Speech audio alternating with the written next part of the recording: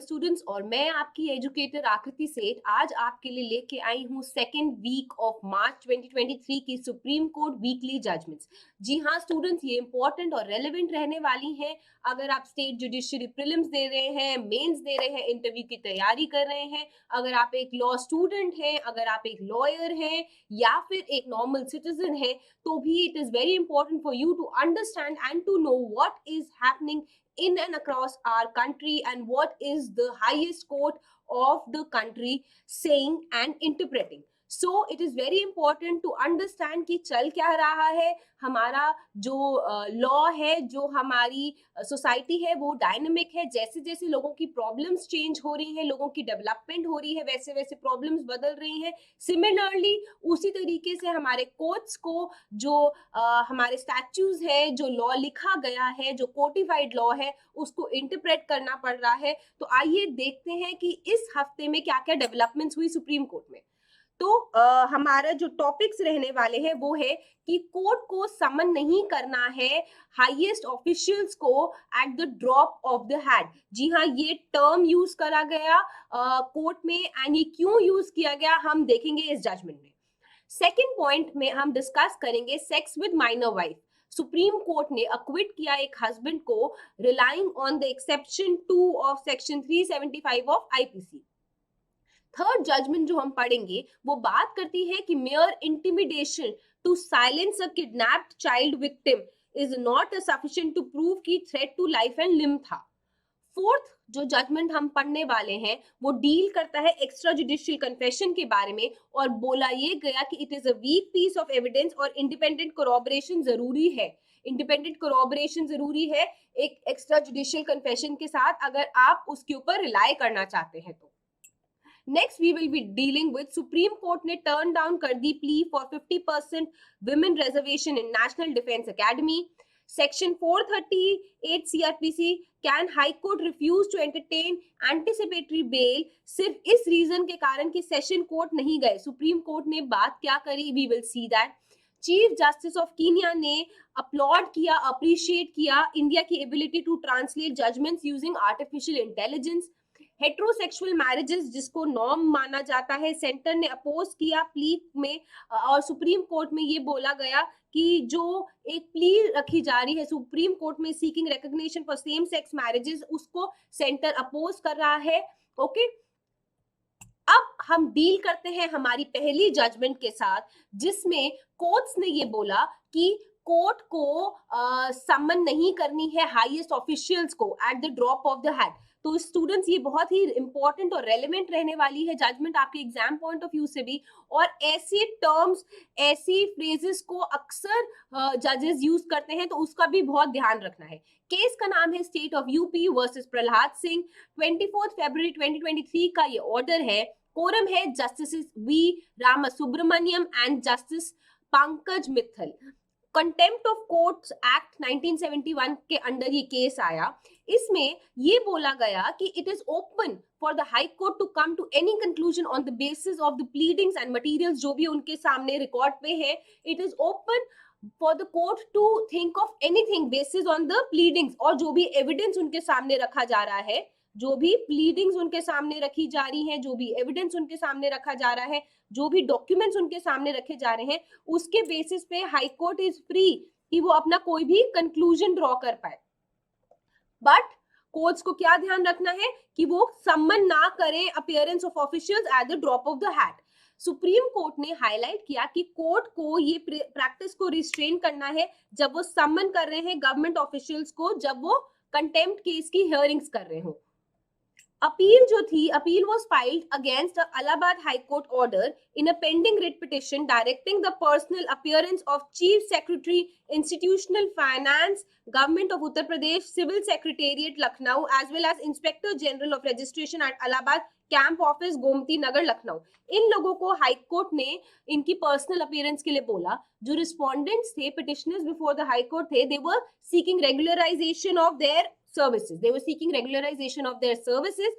और क्या देखा गया कि जब प्ली हाई कोर्ट पहुंची तो ये देखा गया कि जो जजमेंट थी that was already dated October 5, 2017, pursuant to which a 3-member committee was constituted. तो इस जजमेंट आने से पहले एक 3-member कमिटी को कॉन्स्टिट्यूट किया गया था, जिस 3-member कमिटी ने एक रिपोर्ट दी थी 2018 में, और high court was of the view that the state had violated the 2017 का ऑर्डर. तो जो स्टेट थी वो 2017 का ऑर्डर के वायलेशन में थी, और जो जज साहब थे उन्होंने डायरेक्ट किया personal appearance of chief secretary and inspector general of registration. Because जब वायलेशन हुआ ऑर्डर का तो वो कंटेम्प्ट ऑफ कोर्ट माना जाता है. कंटेम्प्ट ऑफ कोर्ट जब हुआ तो जो जज थे इलाहाबाद हाई कोर्ट के, उन्होंने बोला कि पर्सनल अपीयरेंस होनी चाहिए इन ऑफिसर्स की. ये प्रैक्टिस सही नहीं है, ऐसा बोला गया by honourable supreme court of India. Honourable supreme court of India ने सेट असाइड कर दिया ये पोर्शन ऑफ हाई कोर्ट का ऑर्डर और डायरेक्ट किया कि summoning of the government officials while allowing the latter to decide the plea on the merits. तो basically क्या बोला गया कि कंटेम्प्ट के टाइम पे, कंटेम्प्ट ऑफ कोर्ट्स एक्ट के अंडर अगर कोई पिटिशन है, आपको लग रहा है हाई कोर्ट्स को कि उनके ऑर्डर का वायलेशन हो रहा है, तो they are free to draw any conclusion based on the pleadings and the evidences placed on record. However, उनको क्या नहीं करना चाहिए, उनको एक मैकेनिकल फैशन में इन ऑफिशियल्स को समन नहीं करना चाहिए, फिजिकल अपीयरेंस के लिए रिक्वेस्ट नहीं करनी चाहिए. रिक्वेस्ट नहीं बोलना चाहिए, ऑर्डर नहीं करना चाहिए. Order would be an appropriate word here. Okay, बात करते हैं सेकंड इंपॉर्टेंट जजमेंट की जो इस हफ्ते हुई. Sex with minor wife. Supreme court ने अक्विट किया एक हस्बैंड को relying on the exception 2 of section 375 of IPC. Case का नाम है Siddharudha alias Karna versus state of Karnataka. 22 फरवरी 2023 की ये जजमेंट है. Justice B R. Gavai and justice Sanjay Karol है कोरम. तो स्टूडेंट्स, ये वाली जजमेंट आपके लिए इंपॉर्टेंट रहने वाली है बहुत ज्यादा. आईपीसी में भी, आईपीसी में सेक्शन 375 में हम बात करते हैं, और सेक्शन 375 आईपीसी में आप जब पढ़ते हो उसकी एक्सेप्शन 2 क्या बोलता है, उसकी एक्सेप्शन 2 के बारे में हम यहाँ पे बात कर रहे हैं. ठीक है, section 375 of the IPC deal करता है रेप से, रेप के ऑफेंस से डील करता है, और एक्सेप्शन 2 बात करता है सेक्सुअल इंटरकोर्स और sexual act by a man with his own wife, the wife not being under 15 years of age is not rape. ठीक है, तो सेक्शन 375 जो एक्सेप्शन 2 है, sex with minor wife aged 16 years, supreme court ने acquit किया इस husband को relying on this exception. जो ऑफेंस था वो 2012 में हुआ था, before the judgment of independent thought versus union of India 2017 का ये केस है. ये केस बहुत इंपॉर्टेंट रहने वाला है आपके एग्जाम के पॉइंट ऑफ व्यू से भी स्टूडेंट्स, तो इसको बहुत अच्छे से देख लें, ये बहुत इंपॉर्टेंट है. जिसने क्या किया था, 15 साल जो लिखा हुआ है सेक्शन 375 एक्सेप्शन नंबर 2 में, उसको इन्होंने बोला कि वो 18 साल होना चाहिए, which had read 15 years in exception 2 as 18 years. So this is very important. Appeal had arisen out of a conviction under the Protection of Children from Sexual Offences Act 2012. तो पॉक्सो एक्ट के अंदर जो ये conviction हुई थी उसके ऊपर appeal गई, जो सिंगल जज थे कर्नाटका हाई कोर्ट के, और had later substituted with the conviction under section 376 of the IPC. तो जो पॉक्सो एक्ट के अंडर कन्विक्शन हुई थी, उन्होंने बाद में क्या किया, उन्होंने उसको सब्स्टिट्यूट कर दी conviction under 376 of IPC. Since the POCSO Act came into force on November 2012, it would not have the retrospective effect. The judge है, इसीलिए उन्होंने 376 of IPC के अंदर उनकी कन्विक्शन को कर दिया. Since survivor was a minor below the age of 16, तो जो वाइफ थी वो बिलो द एज ऑफ 16 थी, तो उनका consent is irrelevant and appellant was liable to be convicted for the offense, the high court had said. तो ये high court का ओपिनियन था, ये हाई कोर्ट का व्यू था. ओके, जो honourable supreme court of India है उनका स्टैंड जो था वो बहुत अलग था. कोर्ट ने क्या देखा कि जो प्रोसिक्यूटरेक्स थी, जो वाइफ थी, उन्होंने एक एफिडेविट फाइल किया था जिसमें उन्होंने ये लिखा था कि वो एपेलेंट से मैरिड थी और उनके इस वेडलॉक से एक बच्चा भी हो चुका था. ओके, एपेलेंट का जो कंटेंशन थी that he had married the prosecutrix and the relationship was consensual. तो जो कन्विक्ट है उनका ये व्यू पॉइंट था कि वो अपनी वाइफ के साथ सेक्सुअल रिलेशनशिप में थे, और जो भी ये सेक्सुअल रिलेशनशिप था ये कंसेंशुअल था.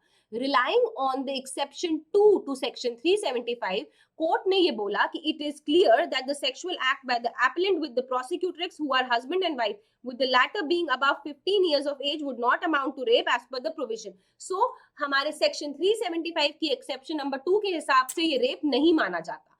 Conviction is not sustainable, ऐसा बोला सुप्रीम कोर्ट ऑफ इंडिया ने। 2017 में सुप्रीम कोर्ट की जो जजमेंट आई थी independent thought versus union of India, जिसने 15 साल की एज को 18 साल रीड करने के लिए बोला था, in so as to bring sex with a minor wife within the ambit of the rape offences. But ये जो जजमेंट थी इसका ओनली प्रोस्पेक्टिव इफेक्ट था। तो ये भी बहुत ध्यान रखने की जरूरत है कि इस जजमेंट का सिर्फ प्रोस्पेक्टिव इफेक्ट था। ये आपके आईपीसी से बहुत रेलेवेंट होने वाला है। Therefore, the judgment independent thought was not applicable to the present case, क्योंकि जो ऑफेंस हुआ था वो 2012 में हुआ था, तो तब ये वाला जजमेंट एप्लीकेबल नहीं था। इसीलिए जो ये सीरीज ऑफ पिटिशंस फाइल की गई है कोर्ट में कि क्रिमिनलाइज करना चाहिए मैरिटल रेप, और जो ये सब डिस्कशन चल रहा है कि मैरिटल रेप को क्रिमिनलाइज करना चाहिए या नहीं करना चाहिए। कई लोग ये कहते हैं कि बहुत जरूरी है करना, ये चीज क्रिमिनलाइज करना चाहिए। कई लोग ये कहते हैं कि अगर आपने मैरिटल रेप को क्रिमिनलाइज कर दिया तो आप मैरिज का जो सोशल इंस्टीट्यूशन है, जो सैंक्टिटी है, आप उसको शेक कर देंगे। तो अभी भी ये सब कुछ पेंडिंग है। ये जो बहुत सारी पिटिशंस फाइल हुई है ये बहुत पेंडिंग है, और सुप्रीम कोर्ट जो ये पिटिशंस है जो कॉन्स्टिट्यूशनल वैलिडिटी को शेक करने की बात हो रही है इस एक्सेप्शन के द्वारा, वो मार्च 21 से ये जजमेंट्स को सुनना, ये हियरिंग शुरू करने वाली है पिटिशंस की। तो उसके बारे में जैसे ही अपडेट आएगा we will let you know. But in the present case जो इस कन्विक्शन थी वो अनसस्टेनेबल मानी गई एंड उसको सेट असाइड कर दिया गया, क्योंकि जो भी ये एक्ट थी ये 2012 में नहीं थी एंड 2012 में आपका ऑफेंस हुआ था और तब ये एक पनिशेबल ऑफेंस नहीं था। इसलिए क्या बोला गया कि जो हमारी ये एक्ट है उसका प्रोस्पेक्टिव इफेक्ट है, रेट्रोस्पेक्टिव इफेक्ट नहीं है। तो as per honourable supreme court of India ये जो कन्विक्शन था इसको इन्होंने सस्टेन नहीं किया।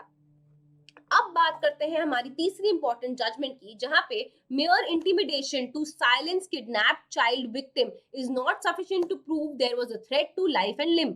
केस का नाम है Ravi Dhingra versus state of Haryana. 1 मार्च 2023 की ये जजमेंट है। कोरम है justice Sanjay Kishan Kaul and justice B V. Nagarathna. इस केस में ये बोला गया कि kidnapping from for ransom versus kidnapping as per the IPC. So basically क्या डिस्कस हो रहा है, सेक्शन 363 और 364A ऑफ द आईपीसी। बात ये हुई कि जब आप बात कर रहे हो कि प्रूफ ऑफ किडनैपिंग है फॉर रैंसम, तो वो जो ऑफेंस होता है वो पनिशेबल है विद डेथ और इम्प्रिजनमेंट फॉर लाइफ, एंड इसीलिए इसकी जो एविडेंशियरी वैल्यू है वो बहुत हाई होती है। तो आपको जब आपको प्रूव करना होता है तो बहुत ही हाई एविडेंशियरी वैल्यू होती है एंड बर्डन ऑफ प्रूफ भी स्ट्रिक्ट होता है। 3 स्टेजेस होती हैं, 3 कंपोनेंट्स होते हैं। फर्स्ट होता है कि किडनैपिंग या फिर अबडक्शन हुई है एंड उस बच्चे को रखा जा रहा है डिटेंशन में।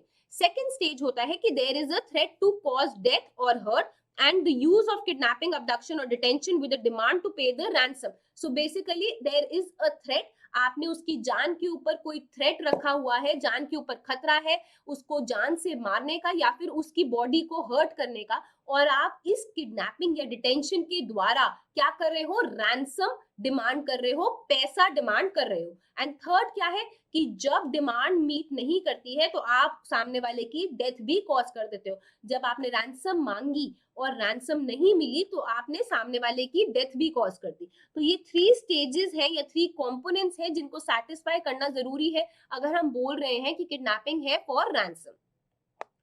Fulfillment of the second ingredient, that is threat to cause death or hurt, intimidation of a child victim for the purpose of making them silent is not adequate। So basically ये बोला गया कि जो second ingredient है उसका fulfilment होना बहुत जरूरी है, और जस्ट बिकॉज आपने इंटिमिडेट किया है एक चाइल्ड विक्टिम को कि वो चुप रहे, ये अपने आप में सफिशिएंट नहीं होगा, ये अपने आप में एडिक्वेट नहीं होगा। इंटिमिडेशन का क्या मतलब हुआ, आपने किसी को धमकी दी है, किसी को डराया है, धमकाया है।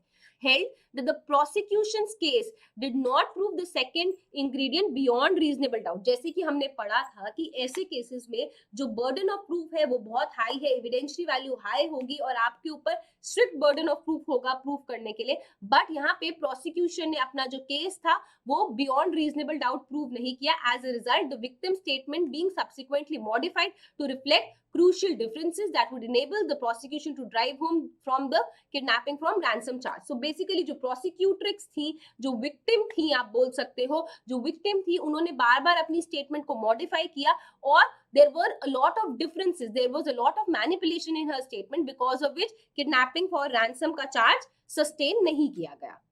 Further, held that the conviction under 364A ought to be altered in exercise of power under section 216 of the CRPC into the lesser offense under section 363. इस अपील को partly allow किया गया. This was a set of appeals that had arisen out of kidnapping case in which 5 accused, of whom 1 died during the pendency of appeal, were convicted under section 148 and 364A read with 149 of IPC and sentenced to life imprisonment. तो ये appeal इस case से arise की थी and जो 5 accused थे उनमें से एक अक्यूज की डेथ भी हो गई थी during the pendency of the appeal. जब matter appellate jurisdiction of Punjab and Haryana High Court के पास था तो उन्होंने क्या बोला कि हाईकोर्ट ने बोला कि सारे ingredients of 364A were satisfied. High court ने रिजेक्ट किया एपलेंट की contention that there were material discrepancy in the prosecution case और उन्होंने ये बोला कि जो वेरासिटी है of the statement of kidnapping victim who was a 14-year-old boy at the time of the incident. तो बेसिकली जो भी प्रोसिक्यूशन के केस में थोड़ी सी मटेरियल डिस्क्रिपेंसीज थी हाईकोर्ट ने उस पॉइंट को रिजेक्ट कर दिया गया और हाईकोर्ट ने बोला कि 364A के सारे इंग्रेडिएंट्स मीट करते हैं. हाउएवर जब विक्टिम की स्टेटमेंट को देखा गया जो थी विक्टिम की स्टेटमेंट बिफोर द पुलिस जब इंसिडेंट हुआ उसके इमीडिएटली बाद and with that too recorded by the trial court after 2 years later. तो बेसिकली जो पुलिस ऑफिसर के सामने थी इमीडिएटली आफ्टर द इंसिडेंट और 2 साल के बाद जब कोर्ट के सामने थी तो ये देखा गया कि कोर्ट वाली स्टेटमेंट को काफी मॉडिफाई किया गया है और डिफरेंसेस आए. Change in the exact timing of the threat आया, specificity of the delivery of the threat to kill आया और ओमिशन आया कुछ इंटेंट्स में. तो देखा गया कि बहुत ही मटीरियल डिस्क्रिपेंसीज हैं जिसके कारण उसकी जो वेरासिटी है उसको चैलेंज करा जा रहा था. उसकी जो वेरासिटी है उसकी जो क्रेडिबिलिटी है वो उतनी नहीं थी. ओके तो जब ये अमेंडमेंट्स थी और ये अमेंडमेंट्स बहुत ही इंपॉर्टेंट और क्रूशियल रोल प्ले करती हैं जब आप सेक्शन 364A के इंग्रेडिएंट्स को प्रूव करते हो तो कोर्ट ने क्या बोला कि यहाँ पे जब सेकेंड इंग्रेडिएंट को प्रूव नहीं किया गया है beyond reasonable doubt supreme court ने एक डिफरेंट स्टैंड लिया और सेट असाइड कर दी इस कन्विक्शन को under section 364A of the IPC. Okay, so this will also be a very important and relevant case for your coming examinations from the point of view of Indian Penal Code. Kidnapping, abduction के उससे बहुत important and relevant रहने वाला है. अब बात करते हैं extra judicial confessions. Extra judicial confessions जो कि कोर्ट के बाहर दिए जाते हैं वो एक वीक पीस ऑफ एविडेंस है और उसमें इंडिपेंडेंट कोरॉबरेशन की जरूरत है. केस का नाम है Nikhil Chandra Mondal versus state of West Bengal. 3 मार्च 2023 की ये जजमेंट है. कोरम है justice BR Gavai and justice Sanjay Karol. एक सेटल्ड प्रिंसिपल है ऑफ लॉ की जो एक्स्ट्रा जुडिशियल कन्फेशंस है वो वीक पीस ऑफ एविडेंस है और ये बोला गया कि जब आपके एक्स्ट्रा जुडिशियल कन्फेशंस होते हैं उनकी जो क्रेडिबिलिटी होती है वो डाउटफुल होती है और उनकी इंपॉर्टेंस जो होती है वो कम होती है until and unless आप उनको corroborate करें दूसरे एविडेंसेस के साथ.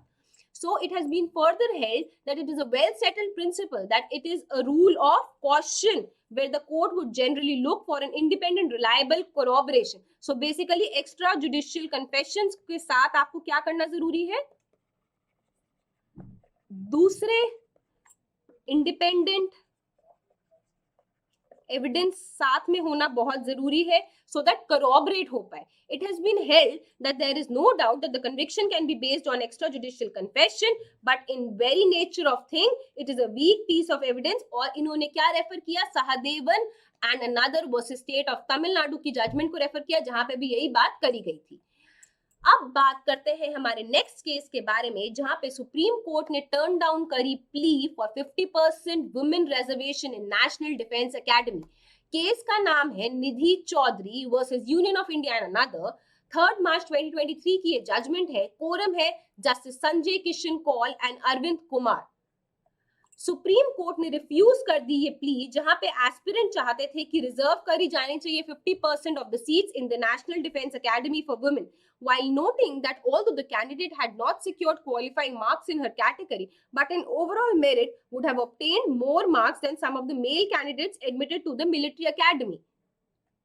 नेशनल डिफेंस एकेडमी की जब बात करें तो वो एक premier joint services training institution है for cadets of Indian Army, Indian Navy, Indian Air Force that was established in the year 1954. More than 66 years after its birth, women were finally allowed admission into the academy owing to an interim order passed by the Apex Court. तो इस academy के अंदर एक interim order pass किया गया था by honourable supreme court of India, जिसके बाद womens were allowed admission into this academy.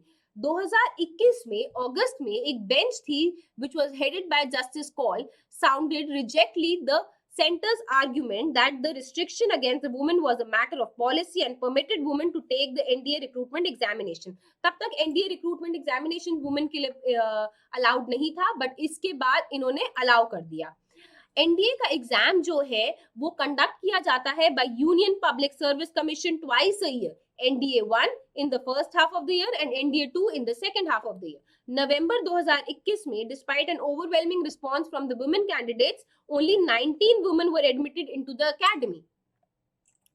अब बात करेंगे हमारी नेक्स्ट जजमेंट की, जहां पे बात करी गई सेक्शन 438 सीआरपीसी की. हाई कोर्ट क्या रिफ्यूज कर सकता है एंटिसिपेटरी बेल की प्ली को बिकॉज सेशन कोर्ट नहीं गया? अब ऐसे क्वेश्चंस जब हम लिटिगेशन में होते हैं, हम प्रैक्टिसिंग एडवोकेट्स होते हैं, बहुत बार हमसे पूछे जाते हैं.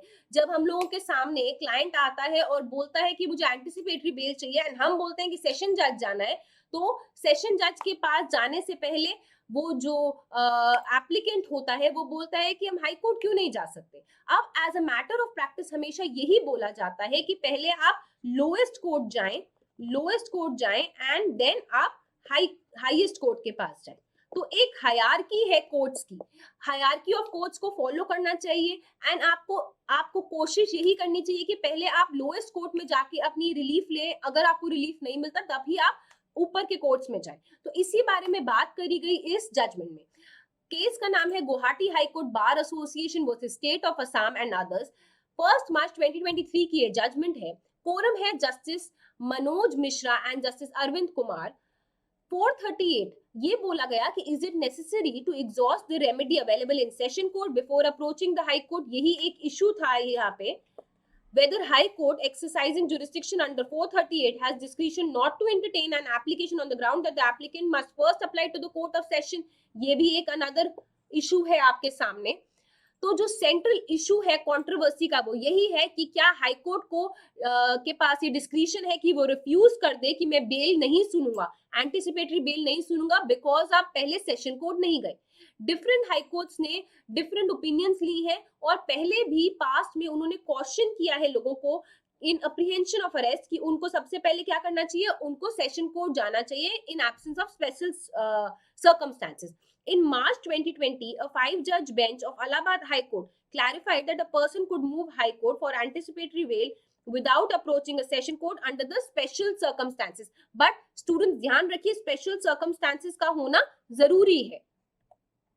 In the same vein, Jammu and Kashmir and Ladakh High Court also ruled that although 438 gave concurrent jurisdiction to the High Court, तो basically समझने की बात क्या है कि concurrent jurisdiction है.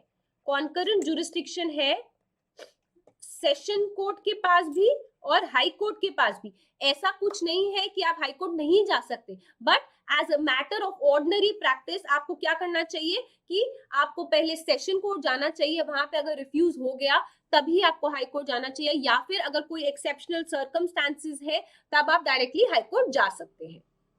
The top court further agreed to implead the union government in this appeal arising out of the state of Assam at the behest of the Council for Appellant, that is the Guwahati High Court Bar Association.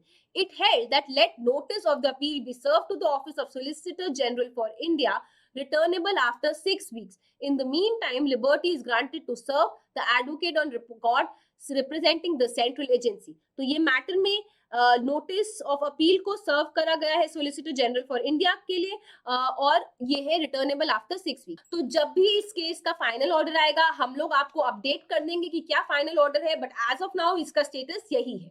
आपको क्या ध्यान रखना है कि concurrent jurisdiction है, but only in special circumstances आपको lowest court की remedy को एग्जॉस्ट नहीं करना है और डायरेक्टली हाई कोर्ट जाना है। बट इन ऑर्डिनरी प्रैक्टिस आपको पहले कहां जाना चाहिए, लोएस्ट कोर्ट पे जाना चाहिए एंड देन ही ऊपर वाले कोर्ट्स में जाना चाहिए। अब देखते हैं हमारा next important point, 7th point है कि चीफ जस्टिस ऑफ कीनिया ने अपलॉड किया और अप्रिशिएट किया कि इंडिया ने ट्रांसलेट की है कुछ जजमेंट्स को यूजिंग द आर्टिफिशियल इंटेलिजेंस। तो सुप्रीम कोर्ट ऑफ कीनिया का जो चीफ जस्टिस है, justice Martha K Koome EGH, उन्होंने president of India Shrimati Draupadi Murmu को एट राष्ट्रपति भवन, जब वहां पे उनकी डिस्कशन हो रही थी, प्रोफेसर SP सिंगल बाघेल जो कि मिनिस्टर है और state for law and justice and officials of ministry, जब वहां पे उनकी डिस्कशन हो रही थी तो कीनिया के चीफ जस्टिस ने बोला कि इंडिया की जो ये उनकी जो ये फैसिलिटी उन्होंने शुरू करी है कि उन्होंने जजमेंट्स ट्रांसलेट करनी शुरू कर दी है through artificial intelligence, this is a very remarkable and a very applaudable thing. Recently Chief justice of India DY Chandrachud ने एक मिशन को लॉन्च किया था जहां पे उन्होंने बोला था कि जजमेंट्स को ट्रांसलेट करना होगा रीजनल लैंग्वेजेस में using AI with the object of making justice more accessible to common people. Chief justice Chandrachud ने बोला था कि English in its legal avatar was not comprehensible to 99.9% of the citizen. इसलिए बोला ये गया कि रीजनल लैंग्वेजेस में भी यूजिंग आर्टिफिशियल इंटेलिजेंस इनको ट्रांसलेट करना बहुत जरूरी है।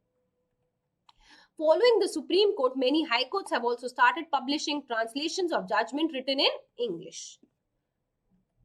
अब बात करते हैं एक ऐसे इंपॉर्टेंट केस की जहां पे बहुत ज्यादा डिस्कशन चल रहा है कि सेम सेक्स मैरिज को अपोज करना चाहिए कि नहीं करना चाहिए, कि एक्सेप्ट करना चाहिए। तो हेट्रोसेक्सुअल मैरिजेस एक नॉर्म है, सेंटर ने अपोज किया है प्लीज, जो कि सुप्रीम कोर्ट में है पेंडिंग, जहां पे they are seeking recognition for same sex marriages.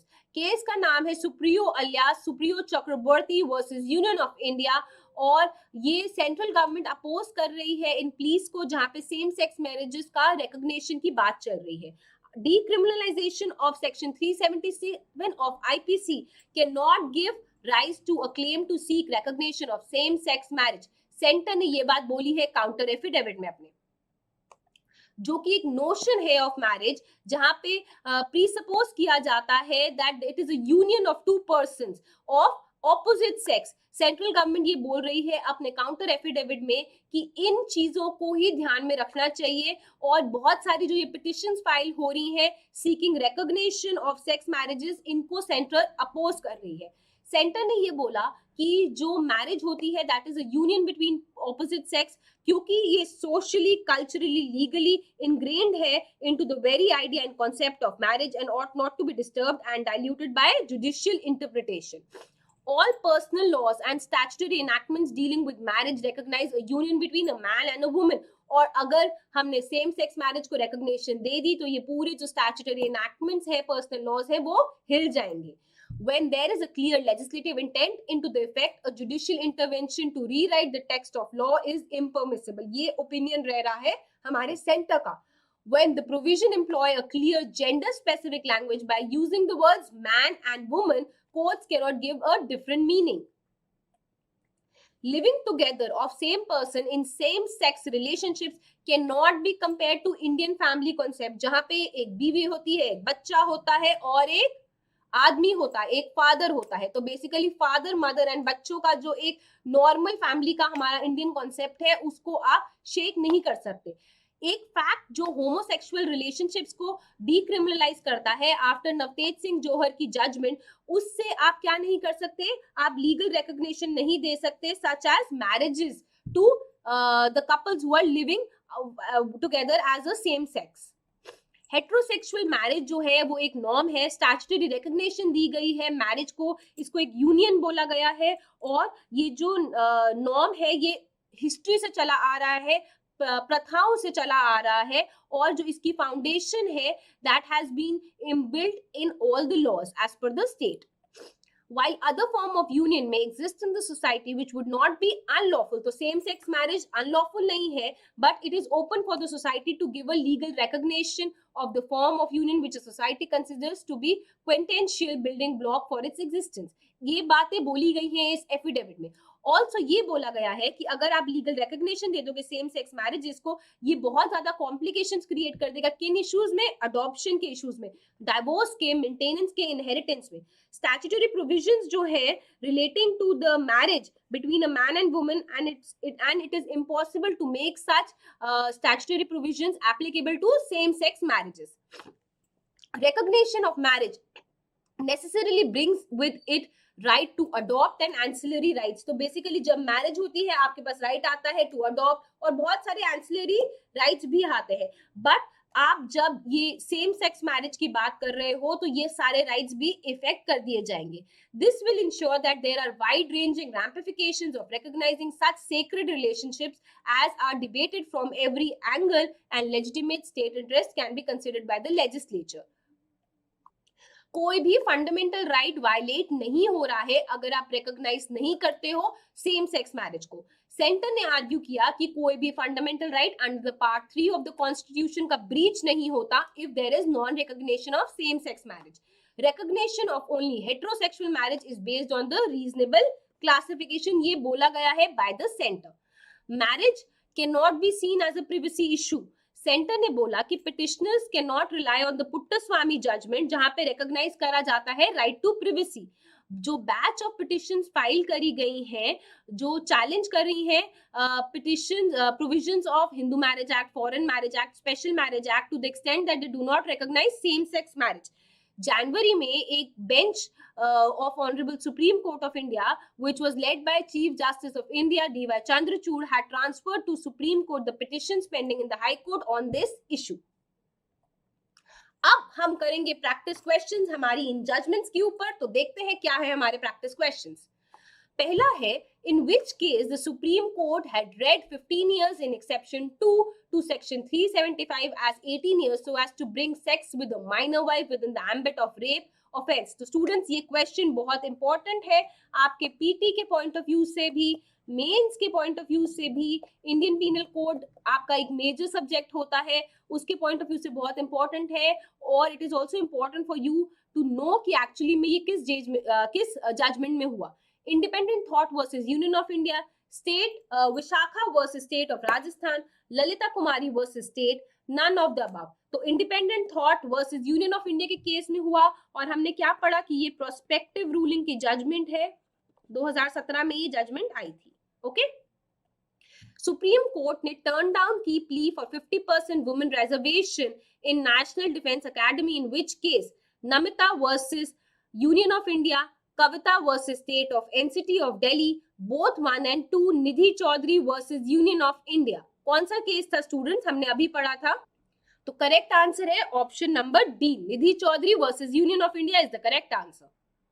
Chief justice of which country appreciated India's ability to translate judgments using artificial intelligence? Russia, USA, Kenya या फिर ऑस्ट्रेलिया? करेक्ट आंसर है students Kenya. Justice V. Ramasubramaniam and Justice Pankaj Mittal, in which case held that the court should not summon appearance of officials at the drop of the hat? State of UP versus Prahlad Singh, State of AP versus Ram Pravesh, State of NCT of Delhi versus Ram Dhulia, Union of India versus Ram Tiwari. तो correct answer है student option number A, state of UP versus Prahlad Singh is the correct answer. Okay. तो students आपको क्या ध्यान रखना है कि ये जो क्वेश्चंस है, ऐसे क्वेश्चंस आपसे बहुत बार पूछे जाते हैं, एंड हमारा मेन एम यही रहता है एट लॉ वाला कि हम आपको अच्छी क्वालिटी ऑफ कंटेंट प्रोवाइड करें, एंड हर हफ्ते की honourable supreme court of India की जजमेंट्स आपके सामने लेके आए, उनके बेसिस पे क्वेश्चंस आपके सामने लाएं कि किस टाइप के क्वेश्चंस आपके पेपर्स में आ सकते हैं. तो जुड़े रहिए हमारे साथ, एंड आइए अब हम जल्द देखेंगे कि 3rd वीक ऑफ मार्च में honourable supreme court of India में क्या हुआ. तो जुड़े रहिए हमारे साथ, and I hope this session was effective and was useful for you. Thank you for today's session.